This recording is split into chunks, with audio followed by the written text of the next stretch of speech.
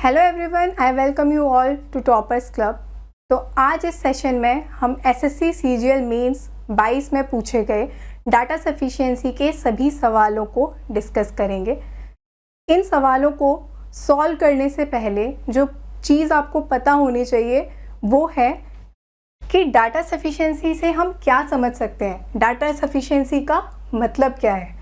देखिए, इस तरह के सवाल जो पूछे जाते हैं, इस डाटा सफिशिएंसी जो वर्ड है इससे ही हमें क्या समझ आता है कि क्या जो डाटा आपको दिया गया है वो सफिशिएंट है, वो पर्याप्त है कि आप उस सवाल का जवाब दे सकते हैं या नहीं दे सकते। इसको हम कैसे समझेंगे? ये देखिए, कुछ इस टाइप के क्वेश्चंस दिए जाते हैं जो कि बहुत बड़े होते हैं और इन क्वेश्चंस में जो एक्चुअल हमें सॉल्व करनी होती है चीज़ें वो बहुत छोटी सी होती हैं।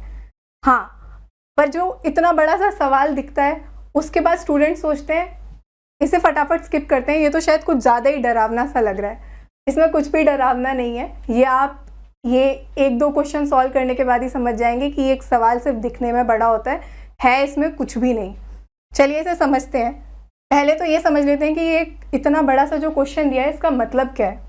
देखिए, पहली चीज़ जो आपको दी जाती है वो ये होती है, पहले मैं आपको एक सवाल ही दिखा देती हूँ ताकि आप इन ऑप्शंस को ज़्यादा अच्छे से समझ पाएँ।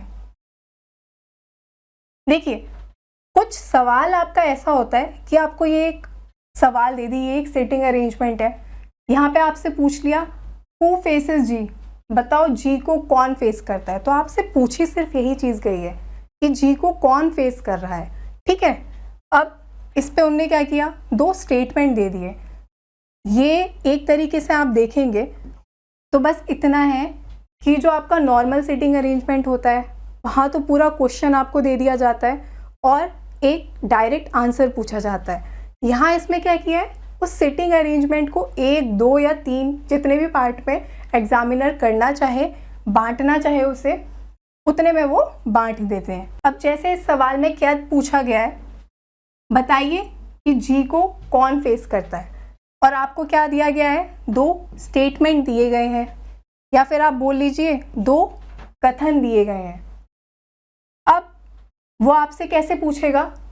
क्या आपसे जो चीज़ पूछी गई है वो सिर्फ आप फर्स्ट स्टेटमेंट से बता सकते हैं या फिर सिर्फ सेकंड स्टेटमेंट से आपको वो चीज़ पता चल पा रही है या नहीं, या आपको वो दोनों ही स्टेटमेंट चाहिए उस सवाल का जवाब देने के लिए। और जो लास्ट चीज़ वो पूछता है कि दोनों स्टेटमेंट का यूज़ करके भी आप उसका आंसर नहीं दे पा रहे हैं। अब इसके ऑप्शंस देख लेंगे कि क्वेश्चन कैसे पूछे जा रहे हैं। Data in either statement 1 alone और statement 2 alone is sufficient to answer the question. इसका मतलब क्या है कि सिर्फ पहला स्टेटमेंट आप अकेले यूज़ कर लो या फिर अकेले दूसरा स्टेटमेंट यूज़ कर लो, वो सफिशिएंट है, वो पर्याप्त है उस सवाल का जवाब देने के लिए। दूसरा option, data in statement 1 and 2 together is sufficient to answer the question. इसका मतलब क्या है कि आपको पहला और दूसरा स्टेटमेंट दोनों चाहिए उस सवाल का जवाब देने के लिए। जो तीसरा ऑप्शन है वो है statement in 1 alone is sufficient to answer the question while statement 2 is not. मतलब सिर्फ जो पहला स्टेटमेंट है उससे तो आप आंसर निकाल सकते हैं, पर जो दूसरा स्टेटमेंट है उससे नहीं। चौथा ऑप्शन, अब ये इसी का अपोजिट हो गया कि सिर्फ दूसरा वाला जो ऑप्शन है अलोन, वो तो सफिशिएंट है, वो तो पर्याप्त है आपका जवाब निकालने के लिए, पर पहला ऑप्शन नहीं। और जो लास्ट ऑप्शन होता है वो क्या होता है, data in both the statement 1 and 2 together are not sufficient. अगर आप दोनों स्टेटमेंट का यूज़ कर भी लेते हैं तो भी आप उसका आंसर नहीं निकाल सकते, ठीक है। तो कुछ इस तरह से सवाल पूछे जाते हैं। बस ये बड़े होते हैं, होता इनमें कुछ नहीं है। चलिए अब समझेंगे इस चीज़ को। तो ये है हमारा पहला क्वेश्चन। इसमें इसने क्या बोला है, 6 people sit in 2 parallel rows। 6 लोग हैं जो कि 2 पैरेलल रोज में बैठे हैं। चलिए ये आप पहले सवाल देख लीजिए, उसके बाद यहाँ पे जगह थोड़ी कम है तो हम इसे नेक्स्ट स्लाइड पे डिस्कस करेंगे।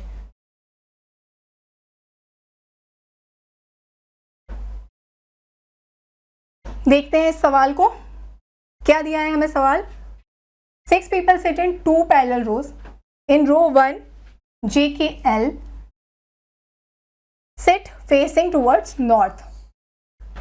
अब चाहे वो सिटिंग अरेंजमेंट हो चाहे डाटा सफिशिएंसी के क्वेश्चंस, इनमें हमें क्या करना होता है, क्वेश्चन पढ़ते पढ़ते ही एक शॉर्ट फॉर्म में चीज़ें अपने रेफरेंस के लिए लिख लेनी होती हैं। ठीक है, तो हम यहाँ पे क्या करते जाएंगे, JKL है, हमें क्या दिख रहा है, वो नॉर्थ फेस कर रहा है, ताकि हमें वो क्वेश्चन वापस ना पढ़ना पड़े, उस सवाल को हम वापस ना पढ़ें। JKL हमारा नॉर्थ फेस कर रहे हैं। अगली चीज़ जो इसने बोली है, रो 2 है, उसमें कौन है, FGH है, और वो कौन सी डायरेक्शन फेस कर रहे हैं, साउथ। तो जो हमारे FG और H होंगे वो हमारे साउथ डायरेक्शन फेस कर रहे हैं। अब इसने क्या बोला है, each person in a row faces a person in the other row. इस चीज़ से हमें ये पता चलती है कि ये लोग एक दूसरे को फेस कर रहे हैं। अगर ये ऐसे बैठे होंगे, ठीक है, एक दूसरे को फेस करते हुए ये लोग बैठे हैं। इसने हमें पूछा हु फेसेस जी। तो इस सवाल में हमारा मतलब सिर्फ इतना है कि जी को कौन फेस करता है। डाटा सफिशिएंसी के क्वेश्चंस में आप ये बात याद रखेंगे कि हमें इस चीज़ से कोई मतलब नहीं है, हमें वो पजल सॉल्व या फिर उसे पूरी तरीके से सॉल्व नहीं करना। यहाँ हमें ये नहीं पता करना कि F किसको फेस कर रहा है, H किसको फेस कर रहा है, F कहाँ बैठा है या फिर G कहाँ बैठा है। इसने सिर्फ हमसे पूछा है कि G किसको फेस करता है। तो हमारे काम की चीज़ सिर्फ इतनी है कि G किसको फेस कर रहा है, ये चीज़ हम यहाँ से पता करेंगे। ठीक है, चलिए फिर पहला स्टेटमेंट है। पहले स्टेटमेंट में उसने क्या बोला है, H फेसेस K। H किसको फेस करता है, यहाँ पे हम लिख लेंगे, पहली चीज़ से हमें क्या पता चल रही है, H साउथ है, H फेस कर रहा है K को। अगली लाइन में वो बोल रहा है L faces N immediate neighbour of H। L किसको फेस करता है, L फेस करता है जो कि H का इमीडिएट नेबर है।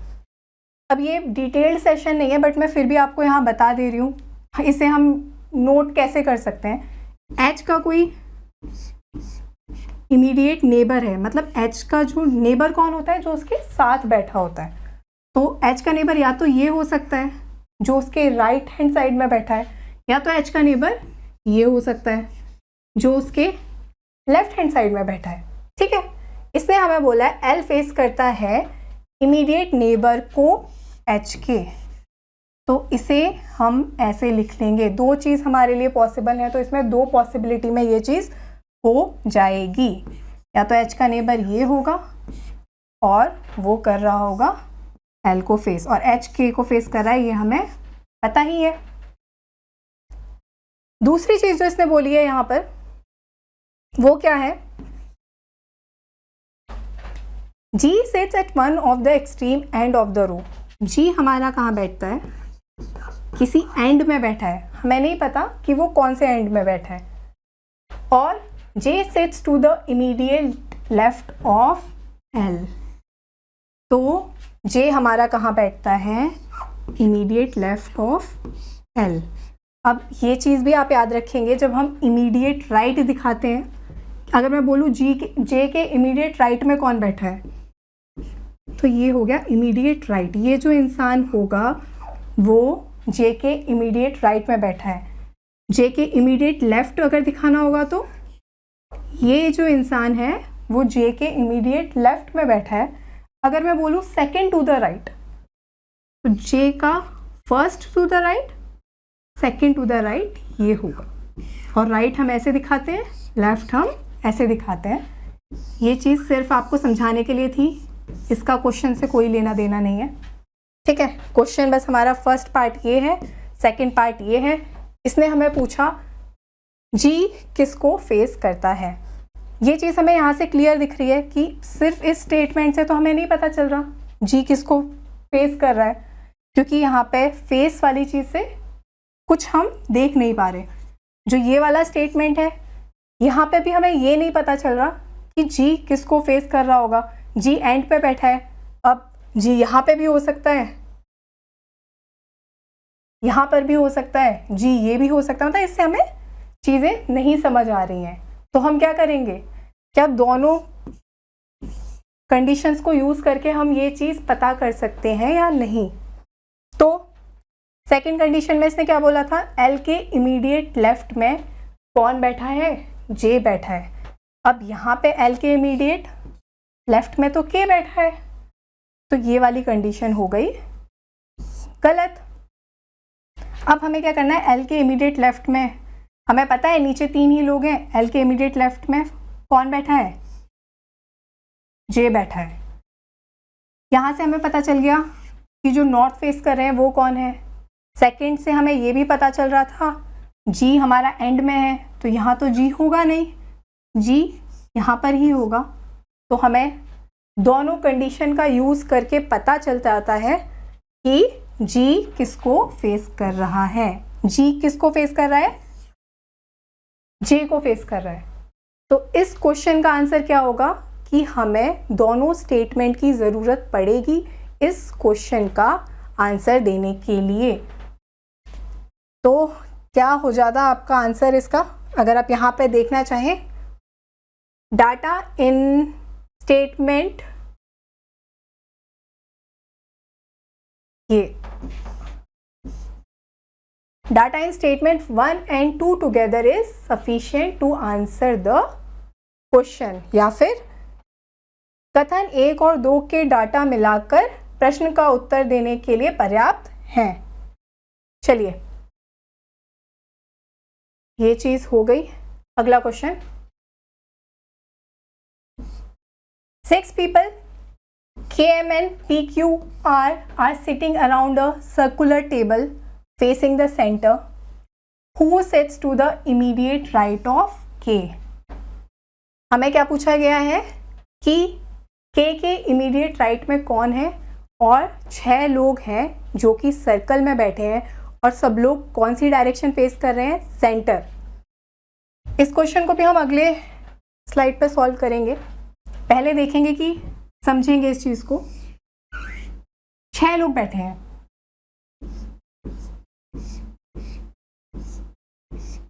और ये कौन सी डायरेक्शन फेस कर रहे हैं, सेंटर। सेंटर जब इनसाइड वो बोलता है तो हमारा एरो अंदर की तरफ होगा, अगर वो बोल देता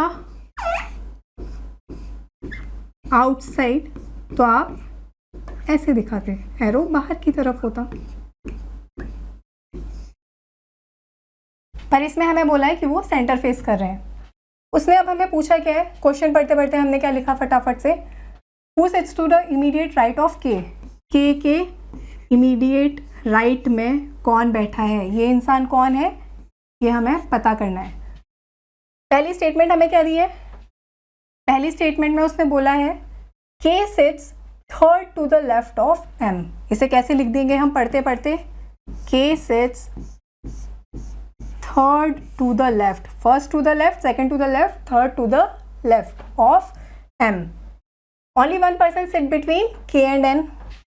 अगली चीज उसने बोली है के और एन के बीच में एक इंसान बैठता है, और R sits to the immediate left of N. R कहाँ बैठता है, इमीडिएट लेफ्ट ऑफ एन। अब इसको हम कैसे बनाएंगे, ये आपका सर्कल है, सॉरी मैंने 8 पर्सन्स का बना दिया यहाँ पे, हमें 6 पर्सन्स का बनाना है। 1 2 3 4 5 6 कहाँ फेस कर रहे हैं, ये सेंटर। अब हम इसमें किस कंडीशन से शुरुआत करेंगे, ये हम कैसे समझेंगे। देखो के 2 छोड़ के एम है, यहाँ पे 2 पॉसिबिलिटी नहीं बनेंगी। क्यों नहीं बनेंगी, के अगर मैं यहाँ पे बिठाती हूँ, के 2 छोड़ के हमारा एम है, चाहे 2 छोड़ के मैं यहाँ बिठाऊं या 2 छोड़ के यहाँ, m आएगा तो यहीं, तो हम इस कंडीशन से स्टार्ट करेंगे कि 2 छोड़ के m है, ये चीज़ हमें पता चल गई। इसके बाद कि 1 छोड़ के n है, अब n यहाँ पे भी आ सकता है और n यहाँ पे भी आ सकता है, और n के इमीडिएट लेफ्ट में r है। ठीक है, तो यहाँ पे तो n के इमीडिएट लेफ्ट में r नहीं आ पाएगा। अगर मैं यहाँ लिखती हूँ, ये आपकी प्रैक्टिस के साथ चीज़ें ज़्यादा क्लियर होंगी। अब मैं अगर k 1 छोड़ के n यहाँ लिखती, n का इमीडिएट राइट ये है और इमीडिएट लेफ्ट क्या है, r है, पर यहाँ तो कौन बैठा है, m बैठा है। तो ये चीज़ आप जैसे जैसे प्रैक्टिस करते जाएंगे तो आप ये चीज़ वहाँ लिख ही नहीं रहे होंगे, आपको पता चल जाएगा कि 1 छोड़ के n यहीं आने वाला है और n के इमीडिएट लेफ्ट में कौन है, इमीडिएट राइट इसका ये है और इमीडिएट लेफ्ट ये है। ये हमें पता चल गया। ये तीनों कंडीशन हो गई हमारी यूज। हमें पूछा क्या था उससे, who sits to the immediate right of k, k के इमीडिएट राइट में कौन है। अब हमें नहीं मतलब, ये चीज़ जो मैंने आपको पहले बताई थी, हमें नहीं मतलब कि यहाँ कौन बैठा है, यहाँ पे 2 लोग कौन है, उसने सिर्फ हमें पूछा k के इमीडिएट राइट में कौन बैठा है, वो है r। फर्स्ट से तो मुझे पता चल चुका है कि k के इमीडिएट राइट में r है, पर अब हम आएंगे दूसरी कंडीशन पे। k sits second to the right of q, k sits second to the right of q, only 2 people sit between k and m, k और m के बीच में 2 लोग बैठते हैं। p sits second to the left of r, p sits second to the left of r। वापस कौन सी condition से हम शुरू कर रहे होंगे, k 2 छोड़ के m, क्योंकि 2 छोड़ के चाहे आप इस तरफ बिठाओ या इस तरफ, पॉसिबिलिटी एक ही बनेगी। तो ये हो गया k 2 छोड़ के m। उसके बाद हमें क्या पता है, q के राइट में 1 छोड़ के k है, तो q यहीं आएगा, क्योंकि यहाँ पे अगर हम q को बिठाएंगे तो q के लेफ्ट में 1 छोड़ के k हो जाएगा, q के राइट में 1 छोड़ के k है, और लास्ट जो चीज़ थी r के लेफ्ट में 1 छोड़ के p है। अब ये चीज़ भी आपको प्रैक्टिस के साथ क्लियर होगी। डायरेक्ट आप लिखेंगे तो हमें पता है r और p यहीं आ सकते हैं, क्यों। अब देखिए ये हमें यहाँ पता था, ये मैंने सर्कल कर दिया कि ये चीज़ हमें देखते ही समझ आएगी। पर अगर आप r को यहाँ पे बिठाते तो r के लेफ्ट में 1 छोड़ के जो जगह थी वहाँ k बैठा था, r को आप यहाँ बिठाते तो r के लेफ्ट में 1 छोड़ के जो ये जगह थी यहाँ पे m बैठा था, तो r और p यहाँ पर ही आ सकते हैं। उसने हमें वही क्या पूछा था, k के इमीडिएट राइट में कौन है, तो k के इमीडिएट राइट में कौन है, r है। तो इससे भी आंसर निकल जाएगा और इससे भी आंसर निकल जाएगा। तो इसमें क्या आंसर आप टिक कर रहे होंगे कि आप सिर्फ फर्स्ट स्टेटमेंट से भी आंसर निकाल सकते हैं और आप सिर्फ सेकंड स्टेटमेंट से भी आंसर निकाल सकते हैं। ठीक है, एक बार चेक करना चाहें अगर तो, data in statement 1 alone is sufficient while 2 is not, ये वाला नहीं है। डाटा इन 2 अलोन ये भी नहीं है। Data in either statement 1 alone और statement 2 alone is sufficient to answer the question, ये होगा आपका आंसर। अब पेपर में जो आपको ऑप्शंस दिए गए थे, कोई कंफ्यूज नहीं होगा, वहाँ पर 4 ऑप्शंस दिए गए थे, वो क्वेश्चन के अकॉर्डिंग दिए गए थे कि आपको किन 4 ऑप्शंस में से आंसर मिल जाएगा। पर जो टोटल ऑप्शन बन सकते हैं वो ये 5 ऑप्शंस ही बन सकते हैं डाटा सफिशिएंसी के सवालों में। आते हैं हम अपने अगले सवाल की तरफ। ABCD are sitting around a circular table facing center. Who sits to the immediate right of A?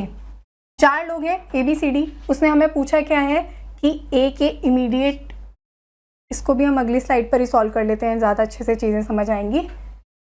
Hindi के लिए आप पॉज करके देख लीजिएगा। तो ABCD कैसे बैठे हैं, सर्कुलर टेबल में बैठे हैं, कौन सी डायरेक्शन फेस करी है, सेंटर। ये बस हम यहाँ पढ़ रहे हैं एग्जाम में हम बस देख रहे होंगे ABCD है, 4 लोग हैं, सेंटर में फेस कर रखा है। उसके बाद हम क्या देखेंगे कि उसने हमें पूछा क्या, इमीडिएट राइट ऑफ ए क्या है, ए के इमीडिएट राइट में कौन है ये पूछा है। सर्कल करके रख लेंगे उसे कि हमें बस ये चीज़ चेक करनी है। फटाफट हम कर रहे होंगे, स्टेटमेंट 1 को वहाँ पे पढ़ रहे होंगे। C sits to the immediate left of A, इसे बना लिया। C sits to the immediate left of A, only one person sit between C and D, C और D के बीच में एक इंसान बैठता है। फटाफट इसे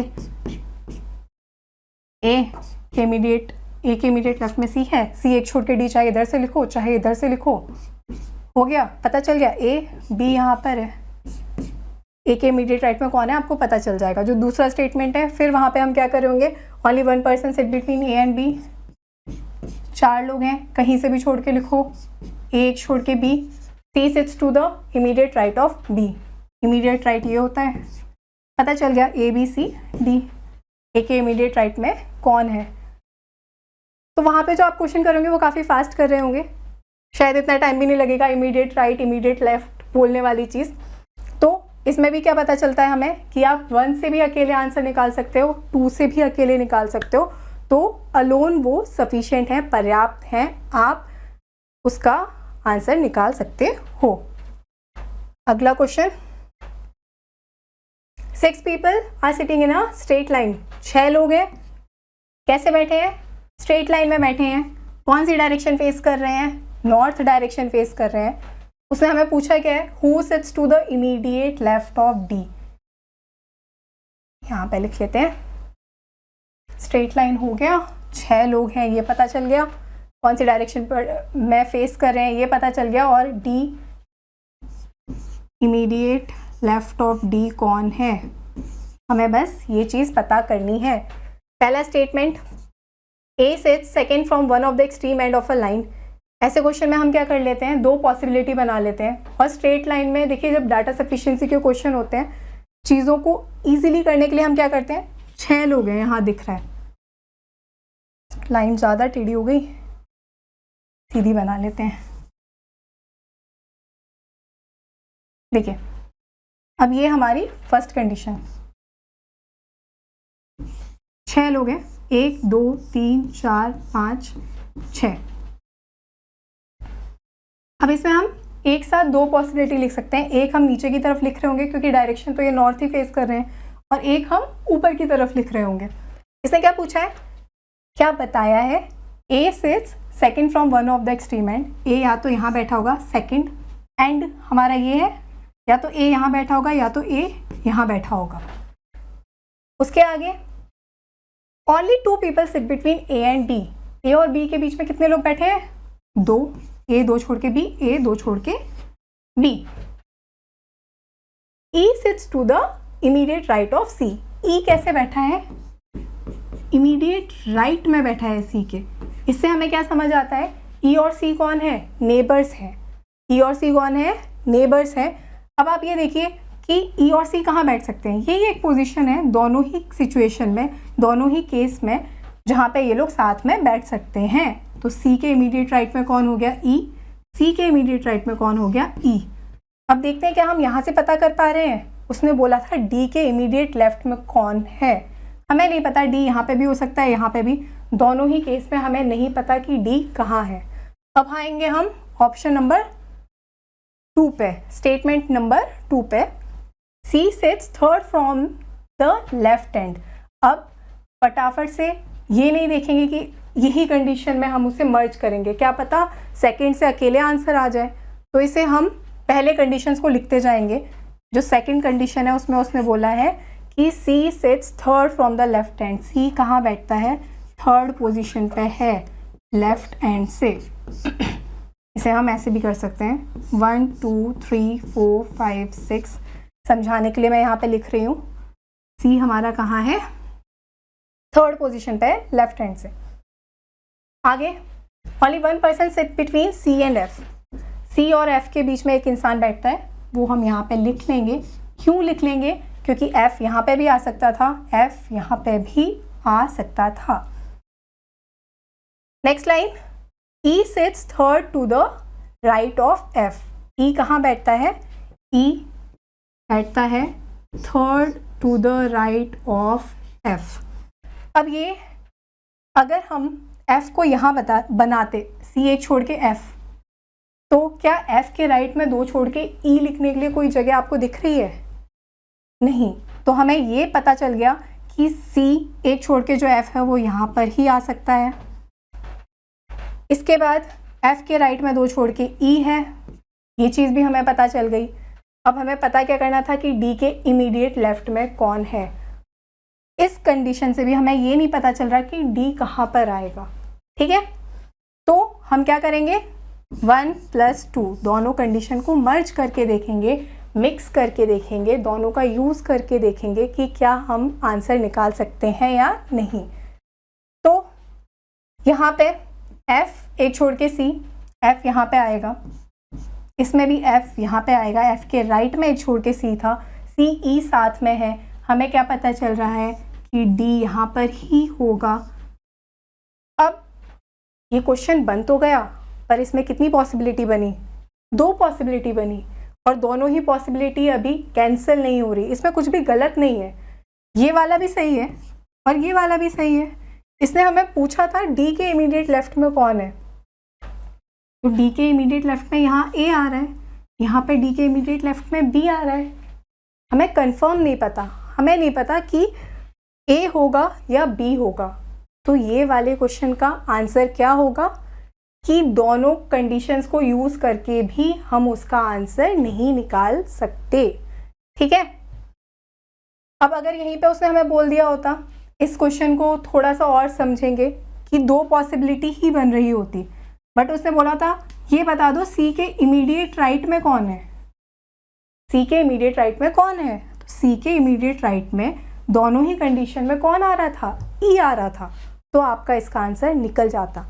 पर ये वाला जो क्वेश्चन है उसमें उसने हमें पूछा D के इमीडिएट लेफ्ट में कौन है, और हमारा आंसर क्या होगा कि स्टेटमेंट जो हमारी फर्स्ट है और जो हमारी स्टेटमेंट सेकंड है, दोनों ही सफिशिएंट नहीं है इस क्वेश्चन का आंसर निकालने के लिए। आई होप ये चीज़ क्लियर हुई होगी आपको। अगला क्वेश्चन, PQRSTUV कितने लोग हैं? 7 लोग हैं, रो में खड़े हैं और डायरेक्शन कौन सी फेस कर रहे हैं? नॉर्थ, ठीक है। अब इस सेंटेंस का मतलब क्या है? Not necessarily in the same order. इसका मतलब होता है कि ऐसा नहीं है कि बता दिया तो P Q R S T U और V ये सारे एक साथ नहीं बैठे, ये कैसे भी आगे पीछे बैठे हो सकते हैं। इससे भी हम यहाँ पर सॉल्व करेंगे। इसने हमें पूछा क्या है, who is standing second to the right of T। T के पूछा है, T के सेकेंड टू द राइट कौन है, ये चीज़ हमें पूछी है, इमीडिएट राइट या फिर फर्स्ट टू द राइट, और ये पोजीशन हो गई सेकेंड टू द राइट।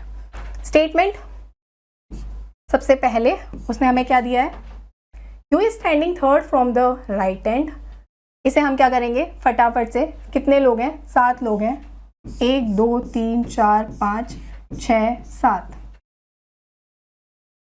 इसने बोल दिया U is standing third from the right end. U हमारा कहाँ है? थर्ड है राइट एंड से, right end first second third, and second to the left of R. इसका मतलब ऐसे, ये आप जैसे जैसे प्रैक्टिस करेंगे ये पता है, ये नॉर्थ है, बनाने की ज़रूरत नहीं होगी जब आप अच्छी प्रैक्टिस कर लेंगे। तो आर के लेफ्ट में एक छोड़ के यू, आर के लेफ्ट में एक छोड़ के यू, ये हो गई हमारी पहली कंडीशन।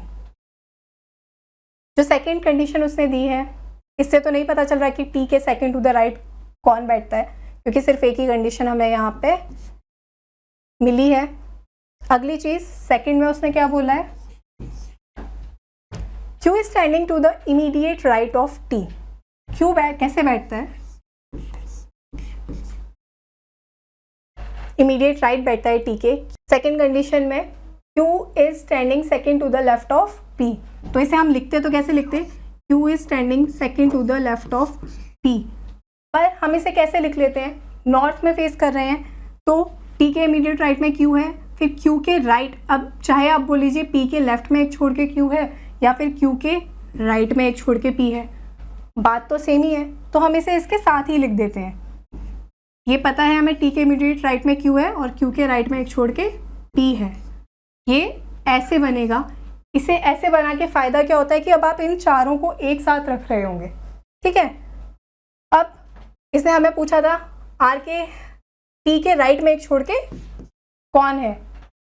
यहाँ पे हमें नहीं पता चल रहा है, इससे जो सेकंड कंडीशन से हमें चीज़ें पता चली, टी के राइट में एक छोड़ के कौन है, ये चीज़ हमें नहीं पता। तो अब हम क्या करेंगे, दोनों कंडीशन को मिक्स करके देखेंगे कि क्या हमें पता चल रहा है या नहीं पता चल रहा। तो टी क्यू एक छोड़ के पी, टी क्यू एक छोड़ के पी। अब यहाँ से कंक्लूड नहीं करना, क्योंकि हम देखेंगे क्या कहीं और भी बैठ सकता है टी क्यू एक छोड़ के पी। ये हमारी हो गई एक चीज़। यू आर हम पहले बना चुके थे, ये 2 पॉसिबिलिटी हो गई। अब अगर मैं यहाँ पे बिठाती हूँ, इसे आप फिंगर्स के थ्रू करने की कोशिश करेंगे, चेक करेंगे टी क्यू एक छोड़ के क्या मैं पी बना सकती हूँ, बिठा सकती हूँ उसको? नहीं, वहाँ पे तो यू बैठा है। अब तीसरी जगह जहाँ पे हम देख सकते थे वो थी ये टी क्यू एक छोड़ के पी। हाँ, यहाँ पे भी तो बिठा सकते हैं। तो ये वाली कंडीशन भी सही है, ये वाली कंडीशन भी आपकी सही है। तो क्या हो जाएगा कि दोनों स्टेटमेंट से आप नहीं बता सकते कि आंसर क्या होना चाहिए। सफिशिएंट नहीं है। स्टेटमेंट 1 और 2 दोनों को अगर हम यूज़ करते हैं तो भी हम आंसर नहीं निकाल सकते, वो सफिशिएंट नहीं है। चलिए अगला क्वेश्चन, इसको भी देख लेंगे आप, उसके बाद हम इसे नेक्स्ट स्लाइड पे सॉल्व करेंगे।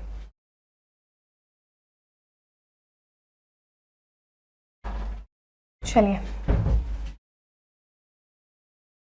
क्या दिया गया है क्वेश्चन में? How many people are standing in a row where all people are facing north. एक रो है, एक लाइन है, उसमें कितने लोग बैठे हैं, हमें ये चीज़ पता करनी है, ठीक है। कब पता करनी है? उन सब ने डायरेक्शन क्या फेस कर रखी है? नॉर्थ डायरेक्शन फेस कर रखी है। क्या करेंगे? स्टेटमेंट चेक करेंगे। सबसे पहले चेक करेंगे statement 1, A is fourth from the left hand. इसे बना देंगे फर्स्ट, सेकेंड, थर्ड और ये हो गया हमारा फोर्थ। लेफ्ट हैंड से ए की पोजिशन क्या है? फर्स्ट, सेकेंड, थर्ड, फोर्थ, ठीक है। M is second to the right of A, तो एम का immediate right, first to the right और ये हो गया सेकेंड टू द राइट। उसके आगे and R is second from the left hand. अब ये नहीं पता कि हमें एम और आर के बीच में कितने लोग हैं, तो इसको हम यहाँ पे बस लिख लेंगे आर।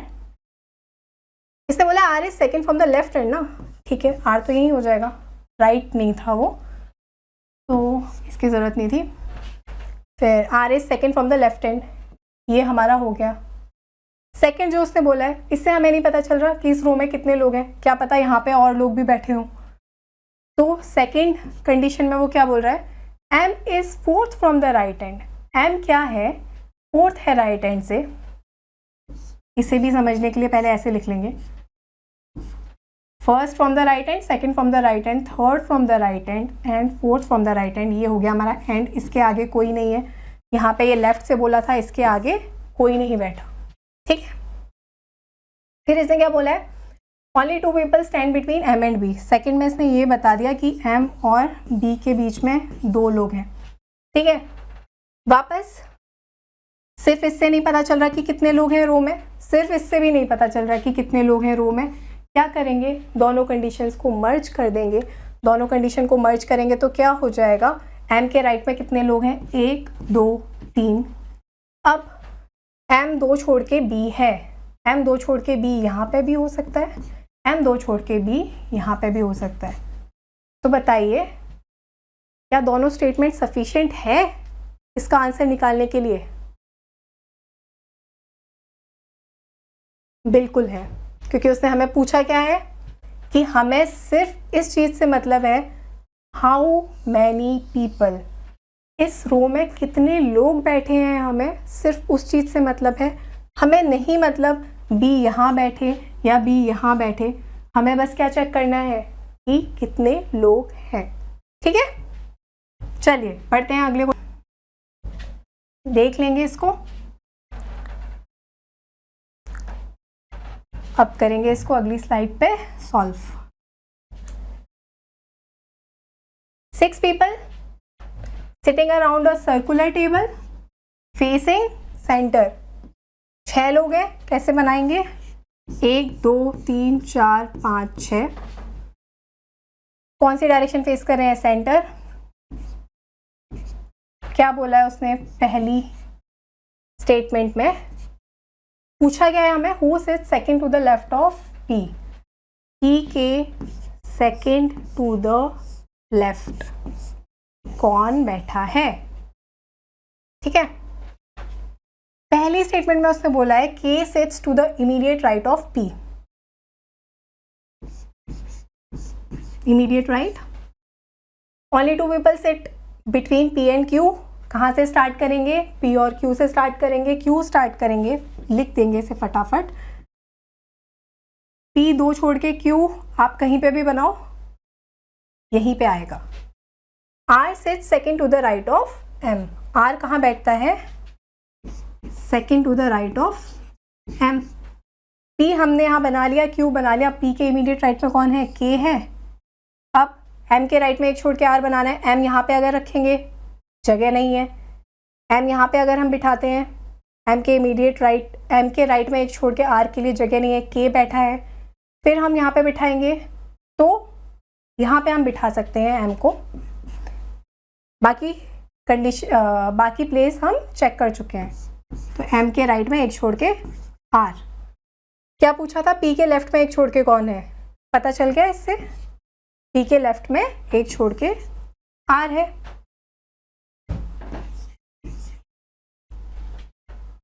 अगली स्टेटमेंट चेक करेंगे।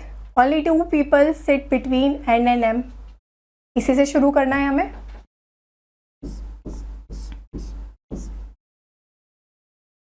यहाँ हो गया एन, यहाँ हो गया M. Q is an immediate neighbour of M. Q यहाँ भी आ सकता है, क्यू यहाँ भी आ सकता है। Only 1 person sits between Q and के। क्यू और के के बीच में एक इंसान बैठता है। तो इससे हमें चीज़ें नहीं पता चलेंगी। क्यों नहीं पता चलेंगी? क्यू आप अगर यहाँ पे बिठाओगे क्यू एम को, क्यू एक छोड़ के यहाँ आ सकता है, ये कुछ ऐसा बनेगा। अगर क्यू यहाँ होगा तो के यहाँ होगा, और अगर क्यू यहाँ होगा तो के यहाँ होगा। ठीक है, तो इससे आपको नहीं पता चलेगा। स्टेटमेंट 1 से हम पता कर चुके हैं अपना आंसर, तो सिर्फ फर्स्ट स्टेटमेंट से हम बता सकते हैं कि पी के लेफ्ट में एक छोड़ के कौन है। ठीक है, नेक्स्ट चलिए, यही था लास्ट क्वेश्चन।